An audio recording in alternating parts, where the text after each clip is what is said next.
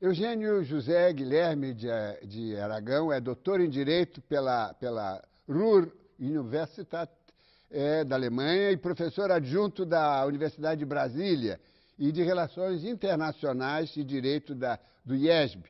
É também subprocurador-geral da República, com atuação na cooperação jurídica internacional e também é um grande interessado e especialista em direitos humanos. Doutor Eugênio Aragão, nós temos aqui também um aspecto da relação do Brasil com esse episódio, através das gestões que eu acho tíbias, um pouco ambíguas do governo brasileiro, que resultaram em nada, que até eu tenho a impressão de que até, de certa forma, agravaram. Eu queria saber como é que o senhor vê essa questão sob o estrito ponto de vista da cooperação internacional.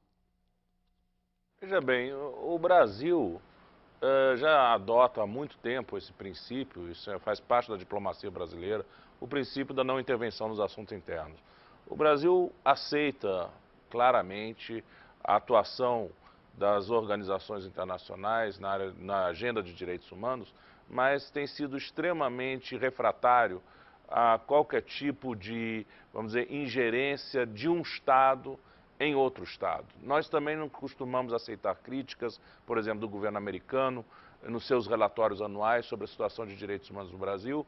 Nós aceitamos, porém, a ação das Nações Unidas. Ou seja, o Brasil admite que a agenda de direitos humanos, seja uma agenda tratada multilateralmente, mas tem fortes resistências ao tratamento bilateral. E por isso também isso justifica um pouco da posição do governo brasileiro de não querer ser intrusivo, ou seja, não querer adotar uma postura agressiva em relação a essa agenda. Isso não diz respeito exclusivamente ao assunto aqui do Irã, isso também diz respeito a Cuba, isso diz respeito a outros cenários também de graves violações de direitos humanos. O Brasil é reservado em relação a isso.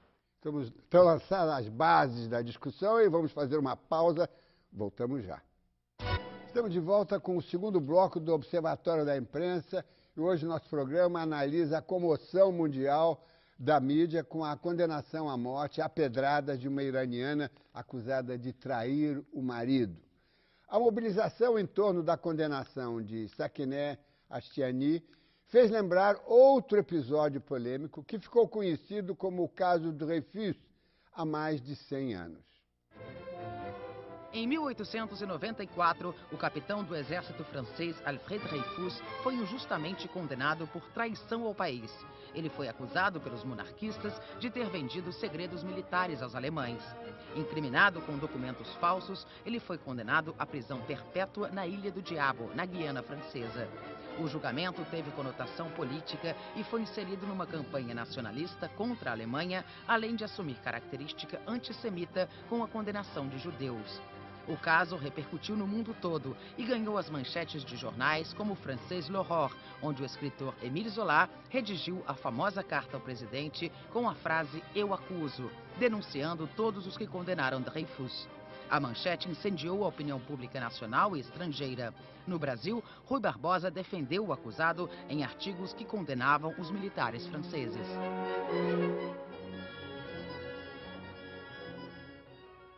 Professor Roberto Romano, o que nós estamos vendo, isso é que me causa um desconforto, é que na era da informação, na era da internet, na era das mídias sociais, o mundo tão globalizado e tão próximo, e de repente não se consegue aquele clima que dominou o mundo há 100 anos atrás, quando todo mundo se solidarizou em defesa do capitão Dreyfus. Claro que na França havia grupos não apenas monarquistas, mas clericais, ultranacionalistas de extrema-direita, que queriam a condenação. Mas o mundo todo estava envolvido, inclusive partidos, desde dos anarquistas até os mais liberais, as feministas, todo mundo em defesa do caso do Dreyfus, e hoje nós não conseguimos essa movimentação. Quer dizer, o mundo está ficando mais esgarçado, ou é tanta coisa que ninguém consegue se emocionar com nada? Como é que o senhor vê isso? Bom, você tem toda a razão nessa última reflexão, Dines, porque o nosso mundo se torna cada vez mais o da velocidade. Tudo é rápido, tudo passa, né? Nós temos a sensação de que entramos no plano da história na alta velocidade. Nada nos detém na paisagem. Nós vemos, damos tchauzinho e continuamos.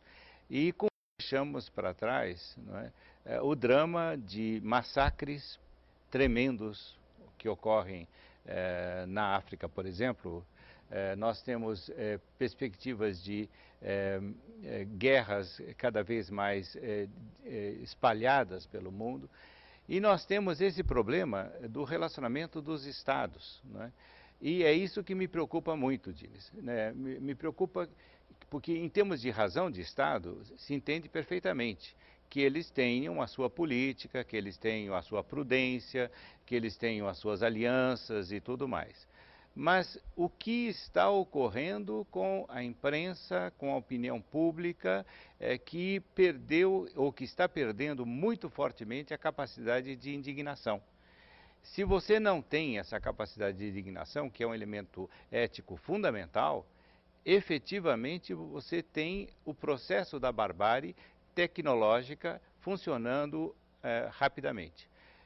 Numa era em que você veja, se fez propaganda, por exemplo, da bomba inteligente, puro elemento de propaganda, o departamento de arte do MIT que bolou esse tipo de propaganda, não é? Quando você não percebe, não é, a morte, a dor, não é, que ocorre com esse tipo de ação, efetivamente a morte de um ser humano passa a ser algo trivial, algo que só serve para comentar rapidamente. Então, me parece que esse é o ponto mais grave da nossa situação ética em termos internacionais, em termos mundiais. Nós estamos perdendo a capacidade de nos indignar e de refletir. É bom lembrar o dito de Kant, né, que é um autor ético ainda fundamental. Se você não pode universalizar aquilo que você está fazendo para todo ser humano, a sua ação certamente não será moral.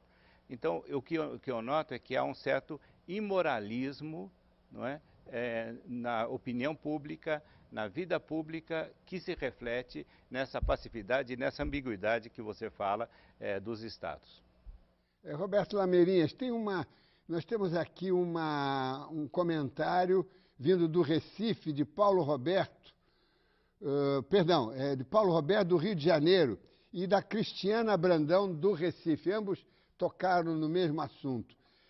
Dizem o seguinte: com tanta violência no país, o que a população deve pensar da decisão do governo brasileiro com este caso do exterior? Quer dizer, o que ela acha é que nós temos que nos voltar para a violência, para a iniquidade, para a injustiça que ocorre aqui e deixar os outros casos mais para trás. Como é que você, no seu contato com o leitor do Estadão, você sente, há uma premência para que se toque nisso ou ao contrário, há uma pressão para que a imprensa brasileira fique mais voltada para as violências e injustiças que ocorrem aqui à nossa volta?